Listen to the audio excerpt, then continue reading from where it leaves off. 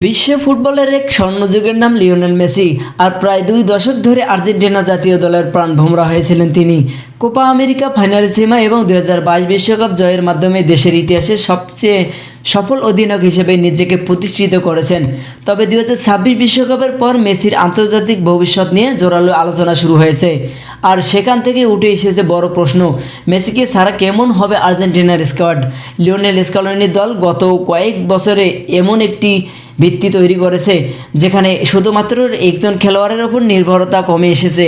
যদিও মেসির সৃজনশীলতা, নেতৃত্ব এবং বড় ম্যাচে পার্থক্য গড়ে দেওয়ার ক্ষমতা বিকল্প নেই, তবুও বর্তমান স্কোয়াডে রয়েছে বেশ কয়েকজন তারকা যারা নতুন যুগে নেতৃত্ব দিতে প্রস্তুত। গোলবারের নিচে এখনও অন্যতম ভরসার নাম এমিলিয়ানো দিবু মার্টিনেজ, রক্ষণভাগে Cristiano Romero, Lisandro Martinez, Nahuel Molina এবং আরও কয়েকজন নির্ভরযোগ্য ডিফেন্ডার আর্জেন্টিনাকে শক্তিশালী ভিত্তি দিতে পারেন। মিডফিল্ডে Enzo Fernandez, Alexis Mac Allister, Exequiel Palacios এবং থিয়াগো আলমাদা নতুন যুগের মূল চালিকা শক্তি হতে পারেন।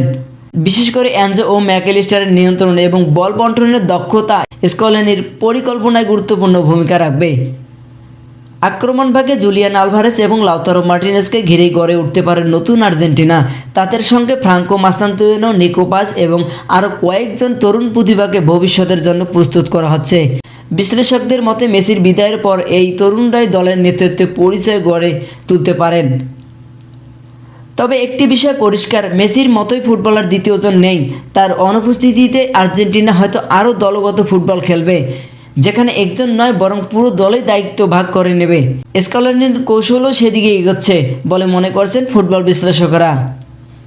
সব মিলিয়ে বলা যায় লিওনেল মেসির বিদায়ের আর্জেন্টিনার জন্য আবেগের বড় ধাক্কা হলেও দলটি ভেঙে পড়বে না। বিশ্বকাপ জয়ী এই প্রজন্মের অভিজ্ঞতার সঙ্গে নতুন প্রতিভার সমন্বয়ে আর্জেন্টিনা নতুন এক অধ্যায়ের শুরু করতে প্রস্তুত। এখন দেখার বিষয় মেসির রেখে যাওয়া উত্তরাধিকার কতটা সফলভাবে এগিয়ে নিয়ে যেতে পারে স্কলোনির নতুন দল।